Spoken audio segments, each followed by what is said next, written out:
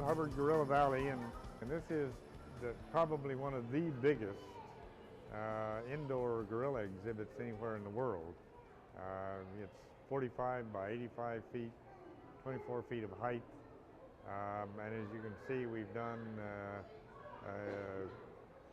between the trees and the vines, there are several levels that the gorillas can be at and interact from, and so we've done a lot of interesting things here. I think it's a lot better because they had 3 gorillas in one little spot before. Now they have a bigger area for them to run around and stuff. This is the most fun thing I've done because they're so funny. If you look down here, we've got this family here in the bubble. We've tried to do some interactive things that let people get in and feel like they're in and part of the gorilla habitat. Actually, I think it's a lot better than last time I visited here. It's just neat to see them interact, and I don't know, it's just cool. It's really neat to see them. Since I haven't seen them before, it's a real good opportunity for people to come and see them.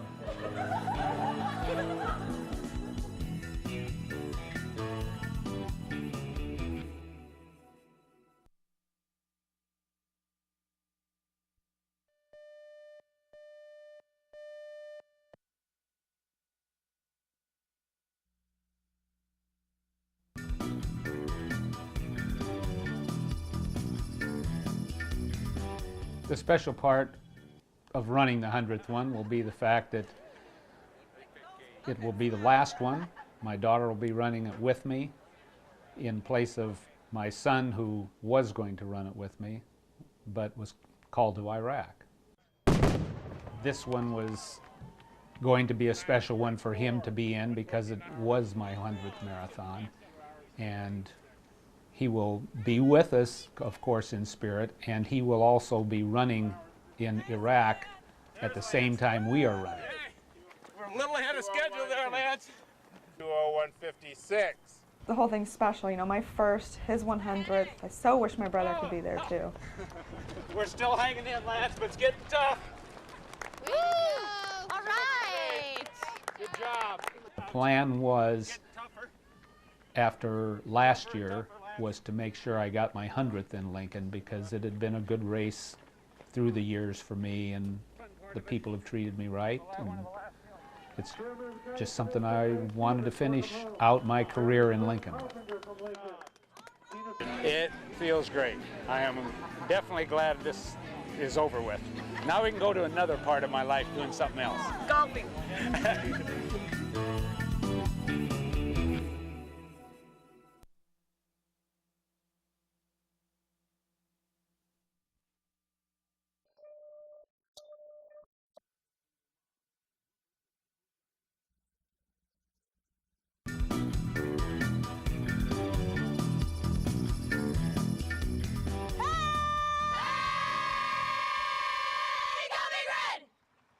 Hi, I'm Ann Steffen. This is the Nebraska softball team, and this is what we do to start the games.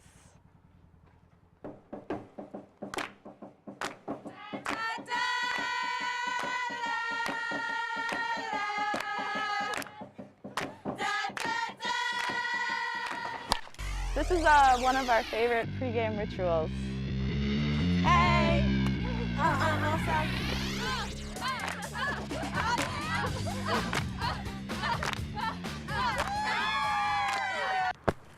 All right, so it's during the game, and Jess Yoakum just hits a home run.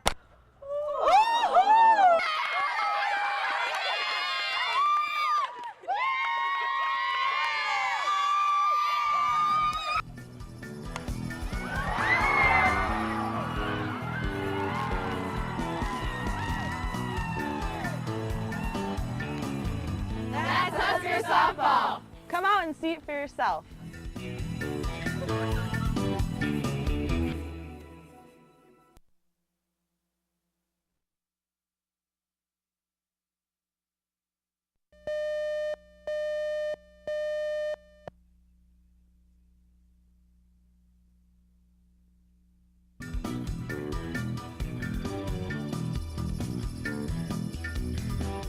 Design is usually the first stage of most organ building.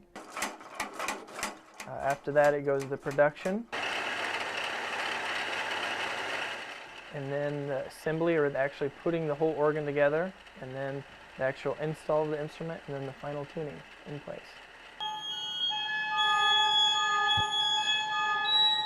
This type of instrument is what we call a tracker.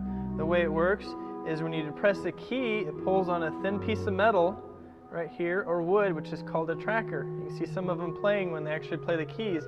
That opens a valve, which then lets air up to the pipes.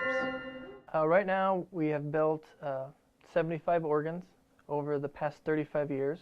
Our smallest instrument is about $40-some thousand. It takes us a crew of 8 about a month to build. Our largest instrument is around 1.2 million, and it took us a year and a half to build. That one is actually downtown St. Paul United Methodist. Ah, it's heaven.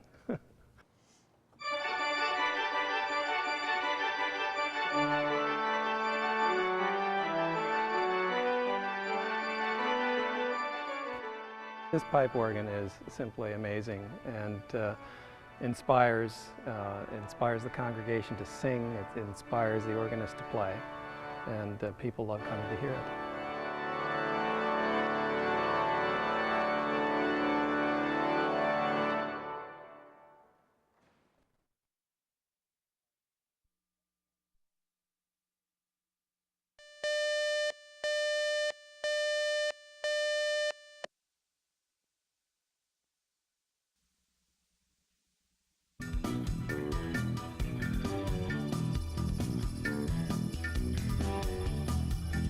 Would you please give it up and get ready for Mr. Mark Gross? It's hard to find the right person, man. Love is a game. There's an expression I'm sick of hearing. Love is a game. All right, fine, but it's a different game for different people. You're single, the game is Uno. If you move in together, it's Battleship. And if you get married, it's Sorry. I knew when I was really young that I remember watching my dad at a party telling jokes, and everybody was watching him, and I was really little going, he's saying something, I didn't get the joke. I go, this guy's, you know, my dad, and he's saying stuff, and these people are all hanging on his word, and they're laughing, and I go, that's what I would like to do that. I'm like, so are you an avid hunter? He goes, no, deer. What really got me started was Duffy's Tavern on O Street. Had Duffy's Comedy Workshop every other Monday night. Nice enough guy, I didn't make fun. In the middle of the flight, he's rattling around in his pocket. He goes, hey, you want some M&Ms? There was no bag or anything. They were just floating around in his mystery pocket. You know, when you know you got them, when you're doing the setup to the joke, and they're with you, and the punch isn't even there yet, you have that minute where you're going, when I hit him with the punchline, this is going to murder. And that's a great feeling. Here's your ATM card. It's free, unlimited usage. No surcharge ever at our ATM machine. Of course, we do have just one ATM machine. And it's located in the front tooth of Thomas Jefferson on Mount Rushmore.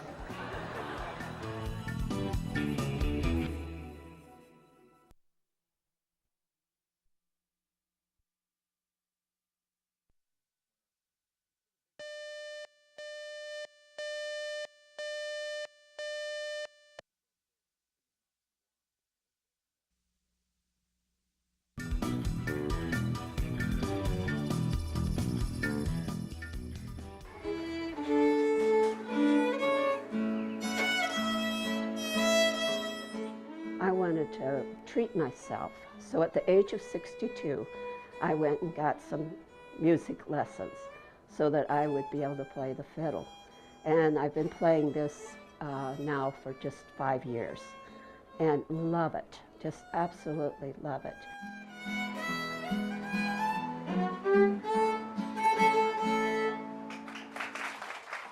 I heard it, I loved it. I decided to try if I could get an instrument and get it going.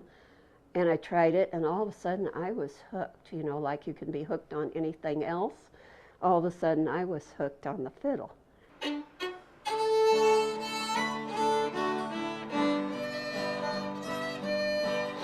I've seen so many people that feel like I do. The dancers, they'll walk into the room aching and limping, or maybe on walkers. And then the music starts and they're out there jigging. They forget their aches and pains. And that's what music does for me. I may feel really tired before I start and wonder, what in the world am I here? And you get to play, and then you know why you're there, because you don't want to stop. It's so much fun. Thank you so much. Appreciate it.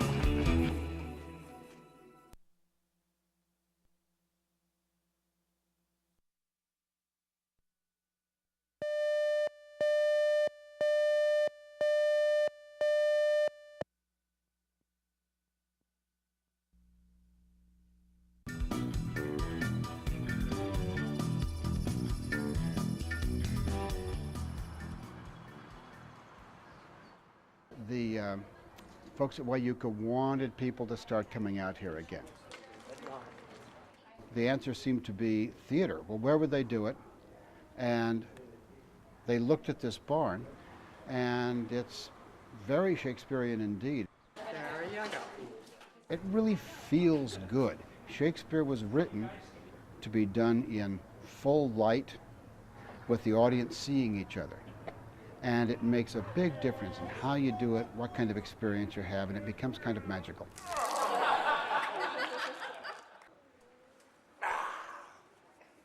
The master, the swabber, the boatswain, I, the gunner and his mate.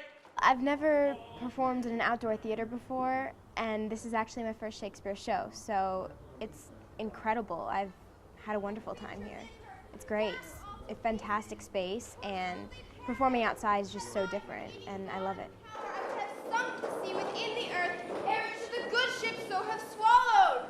We do a lot of Shakespeare in very, very wonderful settings, in very beautifully modern theaters, in incredible sets.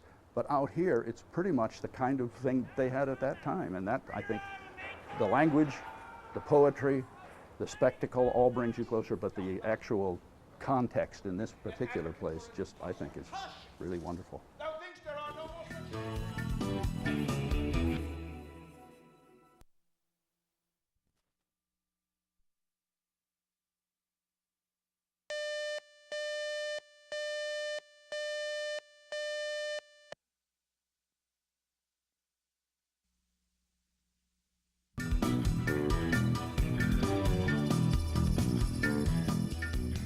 I grew up around rodeo. I had a dad that was a steer wrestler, and went to a lot of rodeos as a kid, you know, and just like any kid, I always wanted to be a bull rider growing up, you know, and a steer wrestler. Of course, that's because my dad did it, and oh, I don't know, probably a little big to be riding bulls, and just got into the bullfighting part of it, and just things just kind of went from there, you know. He's about to get him to stand up. All he needs is him about halfway right now. We got him. Ready to go. You're all right, you're all right. It is a pretty awesome feeling to have a bull that big and that mean coming at you. You know, it is scary. I'd be lying if I said it wasn't. It's just, I don't know, it's just something a person would have to try, you know, to understand. It's just an awesome feeling. We had a heck of a ride going. It is neat to be able to save these guys and help them get up and down the road and do that. You know, that is our main job, and it is pretty fulfilling to make a great save for a guy and him come up and say, hey man, we appreciate you being there, you know, or thanks a lot, or you took a bad hooking for me or whatever. I just tell people, so no, we're not crazy, we're just, you know, I mean really we're athletes too, and you know, we're just doing what we love, and we know what we're doing, and it's a career. Did you see the work of those bullfighters?